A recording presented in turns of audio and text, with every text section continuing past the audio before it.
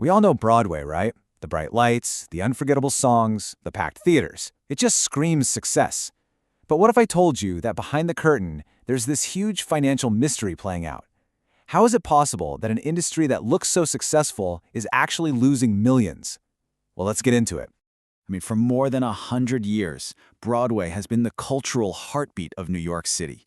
It's so much more than just a street with theaters. It's this, dream factory and a massive economic engine that defines the city for millions of visitors every single year. And that's where we hit the central mystery. How can an industry that seems to be doing so well be just hemorrhaging money? It's a paradox that has everyone from the big shot producers down to regular theater lovers just scratching their heads. So yeah, let's call it Broadway's billion-dollar paradox. Because on one hand, you've got these record-breaking ticket sales, but on the other, you have this long string of financial flops. The numbers, well, they tell a really surprising story. Okay, check this out, because the contradiction is just stark. The Broadway League reported that the industry had its highest grossing season in a decade. Awesome, right? But at the same time, of the 18 brand new musicals that opened, not a single one had turned a profit by the end of the season. 0. That's a staggering, almost unbelievable failure. And you have to understand the stakes here are absolutely huge. Broadway isn't some small niche industry. It pumps $15 billion into New York City's economy every year, and it supports nearly 100,000 jobs. So when Broadway struggles, the entire city really feels it. So the big question is, where is all that money going? A huge part of the answer, it turns out, lies in the skyrocketing costs of just getting a show up on stage. The price of performance is just higher than it has ever been. Think about this. Just 10 years ago, you could put on a brand new musical for around $13 million. Today, that cost has just exploded to $25 million or even more. It has literally almost doubled in a single decade. Imagine your own budget doubling in 10 years. It's a massive, massive hurdle to clear. So what's behind that cost explosion? Well, it's kind of the perfect storm. Theater rents are climbing, labor costs and all the fees involved are on the rise, and get this, even the price of raw materials is soaring. The price of lumber alone has roughly doubled since 2016.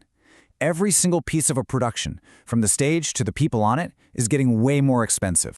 So this brings us to a really crucial word in the theater world, recoupment. It's the finish line every show is racing towards, that magic moment when it finally earns back all the money it cost to produce in the first place.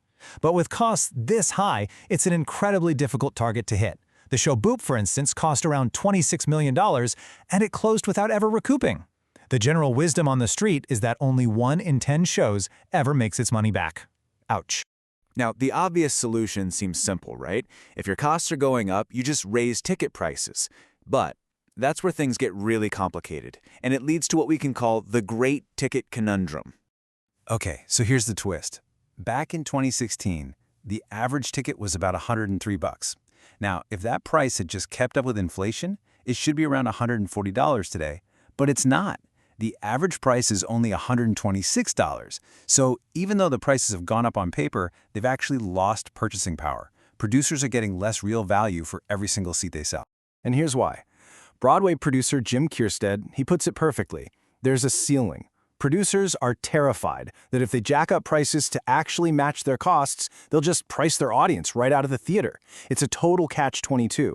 They can't afford not to raise prices, but they're scared they can't afford to raise them either. This entire situation has gotten so confusing, so frustrating, that it's now actually playing out in court. We're shifting from a financial mystery to a full-blown legal drama, and it's all centered on one investor who is demanding some serious answers. Let's just start with this number, $100 million. That's about how much the recent star-studded revival of Cabaret at the Kit Kat Club grossed at the box office. We're talking a massive, sold-out hit, a certified smash by any definition. But here is the jaw-dropper. James L. Walker Jr., who invested $50,000, was told the show closed at a loss. His question pretty much sums up this entire paradox. How does a show that makes nearly $100 million fail to return a profit to the people who funded it? So Walker filed a lawsuit. And he's not just alleging a simple breach of contract. No, he's alleging a deliberate scheme to strip investors of their money. He's not just asking for his 50 grand back. He wants to change the entire financial system of Broadway. Now, the producers, for their part, have denied any wrongdoing and are trying to get the suit dismissed. This one case could seriously challenge the very way business is done on the Great White Way. So, with a business model that feels broken and legal battles heating up, the industry is desperate for a new script. What is the next act for Broadway? Well, some innovators are actually looking for answers off-Broadway. Okay, say hello to Masquerade. It's a $25 million reimagining of The Phantom of the Opera, and this is definitely not your typical night at the theater. It's an immersive experience in a 6-story building where the audience wears masks, sips champagne, you need a secret password just to get in, and you're surrounded by art from the legendary Bob Dylan. It is a completely different way of doing things. You can really see the difference in the model right here. Instead of just being a passive spectator sitting in a chair, the audience becomes an active participant. And the ticket price reflects that. It's a bold $200 to $400. The bet they're making is that a truly unique, high-end experience can justify that much higher price. It's a huge gamble. And it is worth noting that even with those prices, the show hasn't turned a profit yet. But you know, despite all these challenges, there's a lot of optimism. Randy Weiner, one of the producers of Masquerade, he really believes in the power of that core Broadway experience. He's confident the industry will figure out a new model because the magic of live theater in New York. He says that's just irreplaceable. Which really leaves us with the final question. You know, the old saying is the show must go on.